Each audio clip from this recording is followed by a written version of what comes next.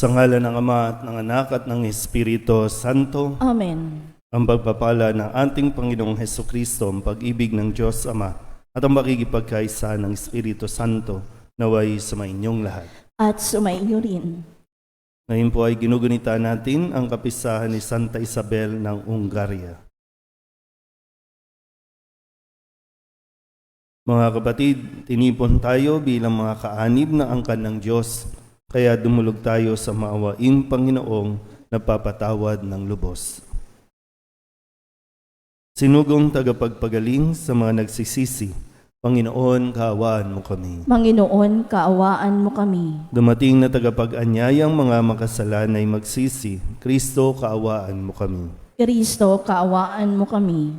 Nakaluklok ka sa kanan ng Diyos Ama para ipamagitan kami, Panginoon, kaawaan mo kami. Panginoon, kaawaan mo kami. Kaawaan tayo na makapangyarihang Diyos, patawarin tayo sa ating mga kasalanan at patnubayan tayo sa buhay na walang hanggan. Amen. Manalangin tayo. Ama naming makapangyarihan, iginawad mo kay Santa Isabel ang pagkakataong makilala at sambahin ng iyong anak sa katauhan ng mga kapuspalad. Tugunin mo ang kanyang panalangin, kami ay iyong bigyan ng pagkakataong makapaglingkod sa mga dukha at nangangailangan sa pagmamalasakit na pag-ibig sa pamamagitan ni Hesukristo kasama ng Espiritu Santo magpasawalang hanggan. Amen. Umupo ang lahat.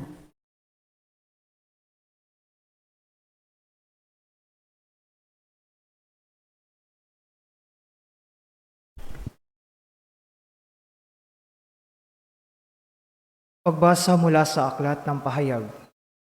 Akong si Juan ay nakakita ng isang kasulatang nakalulon na hawak sa kanang kamay ng nakaluklok sa trono. May sulat ang magkabilang panig nito at may 7 tatak. At nakita ko ang isang makapangyarihang anghel na nagpahayag ng malakas.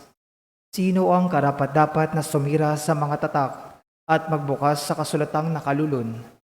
Ngunit walang nasumpungan sa langit, sa lupa o sa ilalim ng lupa na makapagbubukas at makatitingin sa nilalaman niyon. Buong kapaitan akong nananangis sapagkat walang natagpuang karapat-dapat.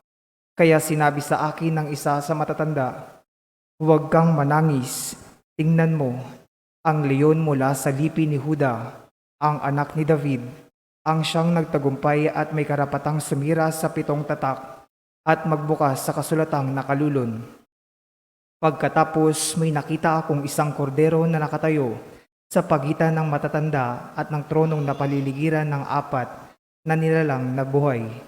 May mga bakas na nagpapakilalang pinatay na ang kordero.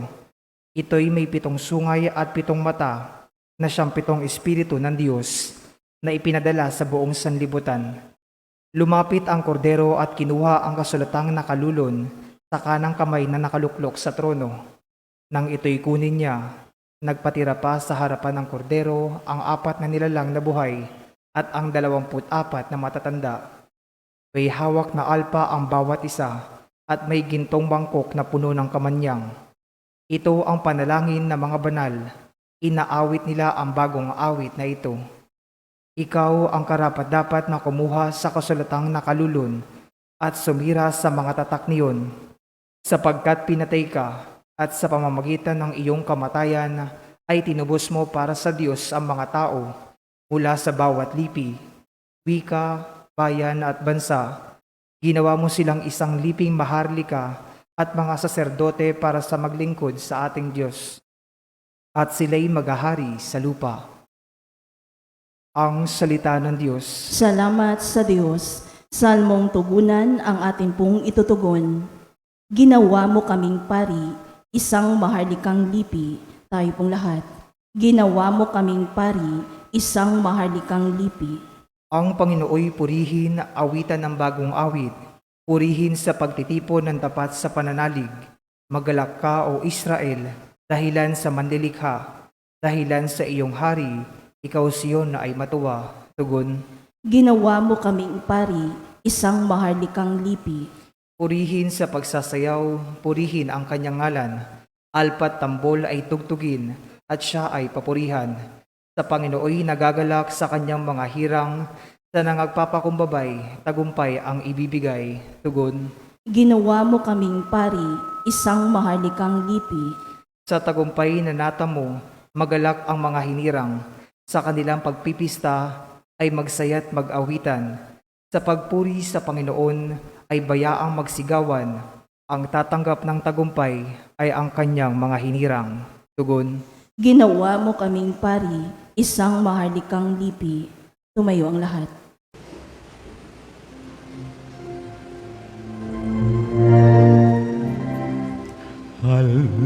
Hallelujah, hallelujah. Wikain mo, o anak, ikinig ako sa iyong mga salita. Hallelujah, hallelujah, hallelujah.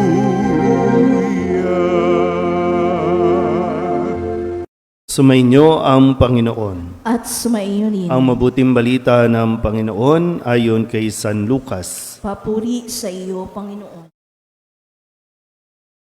Noong panahong iyon, nang malapit na si Jesus sa Jerusalem at natanaw niya ang lungsod, ito'y kanyang tinangisan. Sinabi niya, kung nalalaman mo lamang sa araw na ito kung ano ang makapagdudulot sa iyo ng kapayapaan, ngunit lingid ito ngayon sa iyong paningin, sapagkat darating ang mga araw na paliligiran ka ng kuta ng iyong mga kaaway, kukubkubin at gigipitin sa magkabi-kabila. Wawasakin kanila at lilipulin ang mga anak mo sa loob ng iyong muog. At ni isang batoy, wala silang iiwan sa ibabaw ng kapwa bato, sapagkat hindi mo pinansin ang pagdating ng Diyos upang iligtas ka. Ang mabuting balita ng Panginoon. Pinupuri ka namin, Panginoong Heso Kristo. Umupo ang lahat. Isang magandang umaga po sa inyong lahat.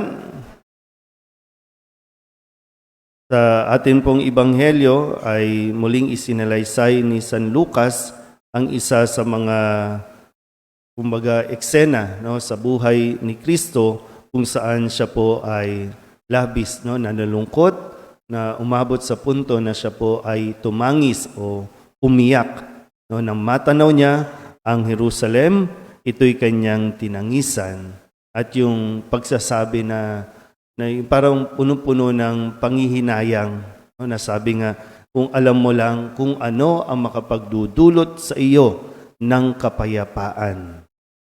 Dahil nung unang panahon, nitong sa konteksto nito, ay matagal nang naghihintay ang mga Hudyo sa pangakong darating ang Mesiyas. Alam nila yun Pero nung dumating si Jesus, hindi nila ito tinanggap. Mas nakatuon sila doon sa pagpapaganda ng templo, sa mga panlabas, na mga rituals. Pero yung mismong dumating si Jesus at magpasa hanggang ngayon, ay hindi pa rin nila tinatanggap o pinaniniwalaan na si Jesus ang Mesiyas. Pero itong Mesiyas na ito, labis ang kanyang kalungkutan. Na kung titingnan natin at pagninilayan, ang pinakamahalaga po sa Jerusalem ay yung templo. Yun yung pinakasentro, yung templo. Ano ba ang turo din ni Jesus? Na sino ba ang templo? Diba tayo din? Tayo ang nagiging templo ng Diyos. At pwede natin kunin ito at mapagnilayan na pag tinitingnan ba tayo ni Jesus, nandito kayo ngayon, nandito tayo.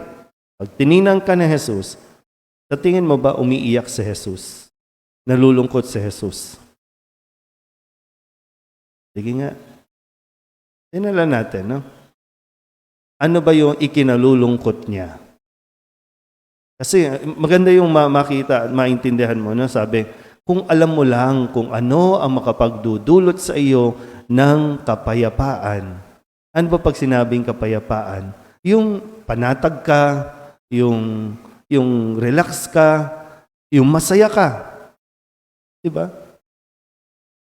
Yung kahit may sakit ka, yung maaliwalas ka, maayos ka, magandang kalusugan, wala kang sakit. Sa tingin niyo po ba? Na sasabihin din ba at sinasabi sa atin talaga, kung alam mo lang kung ano ang makapagdudulot sa iyo ng kapayapaan. Baka pwedeng sabihin na hindi pera ang makakapagbigay ng kapayapaan. Hindi material na bagay ang makakapagbigay ng kapayapaan sa iyo. Hindi ang kung anumang bagay na pinahahalagahan mo ngayon ang makapagbibigay sa iyo ng kapayapaan, kundi tanging ang pagtanggap lang kay Jesus. Hindi tanging si Jesus lang, tanging ang Diyos ang makapagdudulot sa atin ng kapayapaan. Sana nga isa yun sa dinadasal natin, no?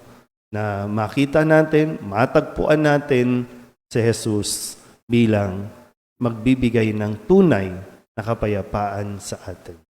Amen?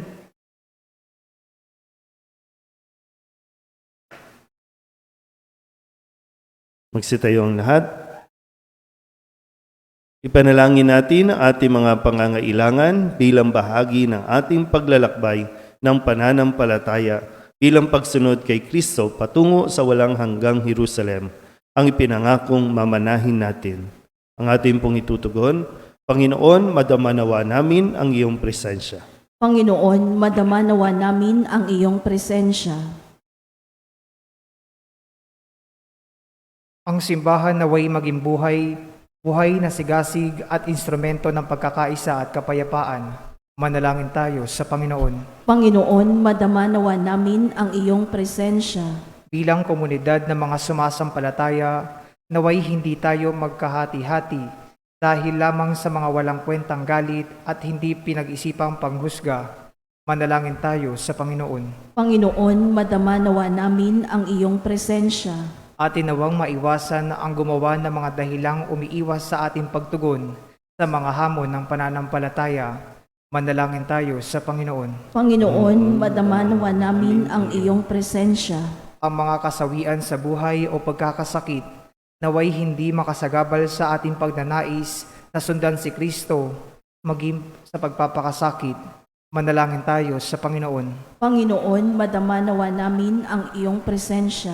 Sa mga tapat na yumao, sana'y maibigay ang walang hanggang kaligtasan. Manalangin tayo sa Panginoon. Panginoon, madama nawa namin ang iyong presensya.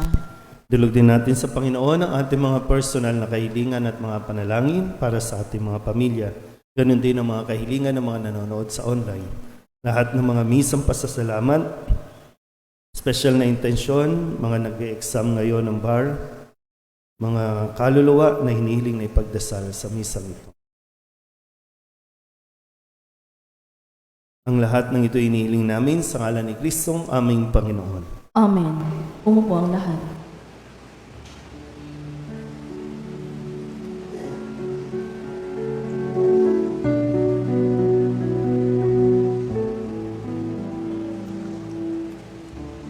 Alain namin aming buhay, bawat gala at lumbay, bawat pangarap naming taglay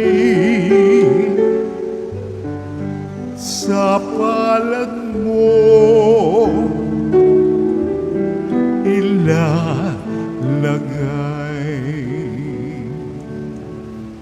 Manalangin kayo mga kapatid upang paghahain natin ay kalugdan ng Diyos amang makapangyarihan. Tanggapin nawa ng Panginoon itong paghahain sa iyong mga kamay, sa kapurihan niya at karangalan sa ating kapakinabangan at sa buong sambayanan niyang banal. Ama naming lumikha, tanggapin mo ang mga alay ng iyong bayan at ipagkaloob mong kaming gumugunita sa ginanap ng iyong anak sa kalakhan ng kanyang pag-ibig ay mapatatag ng halimbawa ng mga banal sa pamamagitan ni Jesucristo kasama ng Espiritu Santo magpasawalang hanggan. Amen. Sumainyo ang Panginoon. At sumainyo rin. Itaas sa Diyos ang inyong puso at diwa. Itinaas na namin sa Panginoon. Pasalamatan natin ang Panginoong ating Diyos. Marapat na siya ay pasalamatan. Ama naming makapangyarihan, tunay ngang marapat na ikaw ay aming pasalamatan. Ang paparangal sa iyong kabutihay, lagi mong pinaalingongaw sa iyong sambayanan. Sa pagkakaroon ng mga kaanib na maaasahan at tapat, tulad mo sa pananagutan, upang magbunga ang punyagi ng iyong anak, na sa iyong pag-ibig kami makatulad. Ang mga banal na tao'y tumutulong sa lahat at sa pagbibigay halimbawa at pananalangin wagas. Kaya kaysa ng mga anghel na nagsisiawit ng papuri sa iyo, nang walang humpay sa kalangitan, kami nagbubunyi sa iyong kadakilaan. Santo, Santo, Santo, Diyos makapangyarihan, puspos ng walhati ang langit at lupa. Hosana, Hosana sa kaitaasan, pinagpalang narito sa ngalan ng Panginoon. Hosana, Hosana sa kaitaasan, Hosana, Hosana sa kaitaasan.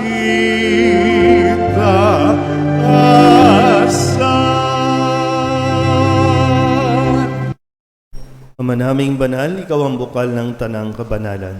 Kaya't sa pamamagitan ng iyong Espiritu, gawin mong banal ang kaloob na ito upang para sa aming maging katawan at dugo ng aming Panginoong Hesukristo. Bago niya pinigtis ang kusang loob na maging handog, hinawakan niya ang tinapay, pinasalamatan kaniya, pinaghati-hati niya iyon, iniabot sa kanyang mga alagad at sinabi, "Tanggapin ninyong lahat ito at kanin, ito ang aking katawan na ihahandog para sa inyo."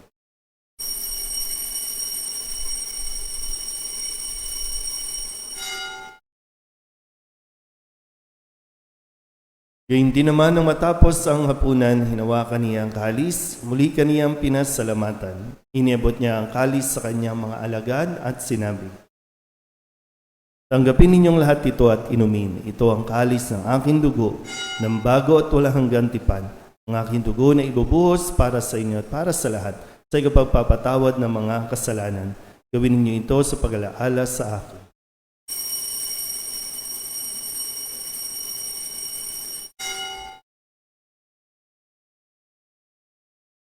Ipagbunyi natin ang misteryo ng pananampalataya. Si Kristo'y namatay, si Kristo'y nabuhay, si Kristo'y babalik sa wakas ng panahon. Ama, ginagawa namin ngayon ang pag-alaala sa pagkamatay at muling pagkabuhay ng iyong anak, kaya tiniaalay namin sa iyo ang tinapay na nagbibigay buhay at ang kalis na nagkakaloob ng kaligtasan. Kami napapasalamat dahil kami iyong minarapat na tumayo sa harap mo para maglingkod sa iyo. Isinasamo namin kami magsasalo-salo sa katawan at tugo ni Kristo ay mabuklod sa pagkakaisa sa pamamagitan ng Espiritu Santo. Ama, lingapin mo ang iyong simbahang laganap sa buong daigdig. Puspusin mo kami sa pag-ibig kay San Francisco na aming Papa at ni Jose na aming Obispo at ng Tanang Kaparian. Alalahanin mo rin ang mga kapatid namin na himlay na may pag-asang sila'y muling mabubuhay, gayon din ang lahat ng mga pumanaw. Awaan mo sila at patuloyin sa iyong kaliwanagan. Awaan mo at pagindapating kaming lahat na makasalo sa iyong buhay na walang wakas. Kaysa na mahal na Birhen Maria na ina ng Diyos, ng kabiyak ng puso niyang si San Jose. Kaysa ng mga apostol at ng lahat ng mga banal na namuhay dito sa daigdig ng kalugod-lugod sa iyo. May pagdiwang nawa namin ang papupuri sa ikararangal mo sa pamamagitan ng iyong anak na aming Panginoong Hesukristo. Sa pamamagitan ni Kristo, kasama niya at sa Kanya, ang lahat ng parangal at papuri ay sa iyo, Diyos amang makapangyarihan, kasama ng Espiritu Santo, magpasawalang hanggan. Amen. Amen. Amen. Amen. Buong kababaan loob tayong tumawag sa ating Panginoon ng Ama namin. Ama namin, Sumasalangit ka, sambahin ang ngalan mo, mapasa amin ang kaharian mo, Sundin ang loob mo dito sa lupa para nan sa langit. Bigyan mo kami ngayon ng aming kakanin sa araw-araw at patawarin mo kami sa aming mga sala para ng pagpapatawad namin sa nagkakasala sa amin. At huwag mo kaming ipahintulot sa tukso at iadya mo kami sa lahat ng masama. Hinihiling namin kami iadya sa lahat ng masama, pagkalooban ng kapayapaan araw-araw, iligtas sa kasalanan at ilayo sa lahat ng kapahamakan, samantalang aming pinananabikan ang dakilang araw ng pagpapahayag ng tagapagligtas naming sa Jesucristo. Sapagkat iyo ang kaharian at ang kapangyarihan at ang kapurihan magpakailanman. Amen. Panginoong Jesucristo, sinabi mo sa iyong mga apostol, kapayapaan ang iniiwan ko sa inyo, ang aking kapayapaan ang binibigay ko sa inyo. Tunghayin mo ang aming pananampalataya at huwag ang aming mga pagkakasala. Pagkalooban mo kami ng kapayapaan at pagkakaisa ayon sa iyong kalooban, sama ng Espiritu Santo, magpasawalang hanggan. Amen. Ang kapayapaan ng Panginoon ay laging sumainyo. At sumainyo rin. Magbigayan po tayo ng kapayapaan sa isa't isa.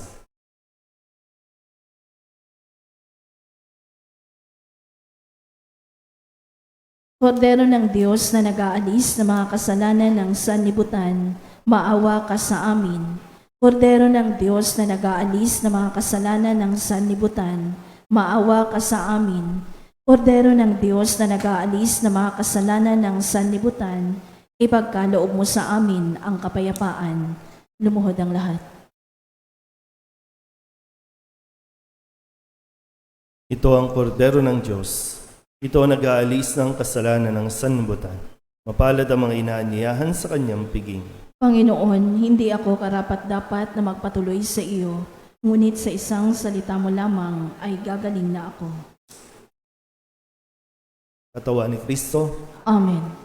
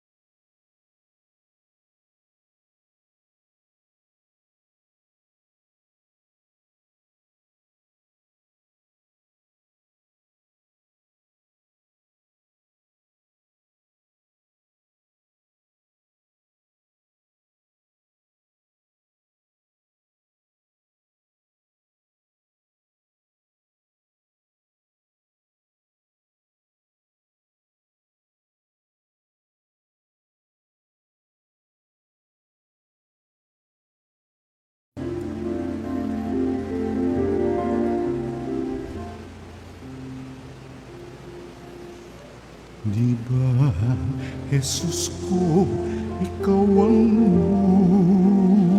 buhay ng kaluluwa at katawan. Walang katulad na kaligayahan ang sa puso'y nararamdaman. Wala akong takot pagkat ikaw ay nariyan. Alam ko rin ako ay di mo pababayaan. Mayroon pa ba kaya kung dapat pangambahan maliban sa aking mga pagkukulang?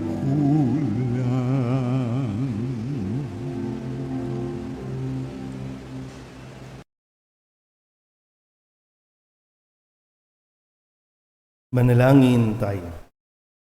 Ama naming mapagmahal, kami mga nakinabang ay dumadalangin makasunod kay Santa Isabel na nag-ukol ng pagsamba sa iyo sa paglilingkod sa kapwa-tao sa pamamagitan ni Jesucristo kasama ng Espiritu Santo magpasawalang hanggan. Amen.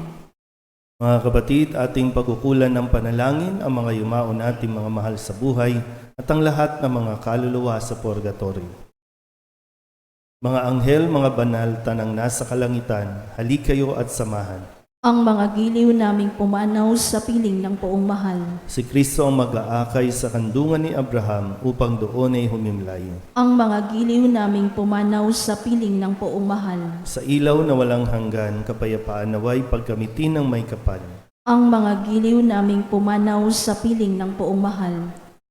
Ama naming mapagmahal, iniahabilin namin sa iyo ang aming mga kapatid na pumanaw sa buhay na ito. Huwag mo silang pabayaan at pamalagiin mo silang buhay sa iyong piling. Alang-alang sa iyong awa at pag-ibig, patawarin mo sana ang kanilang mga pagkukulang at nagawang pagkakasala, dala ng kanilang kahinaan. Manatili nawa silang maligaya sa iyong piling, kasama ng iyong anak at ng Espiritu Santo, magpasawalang hanggan. Amen.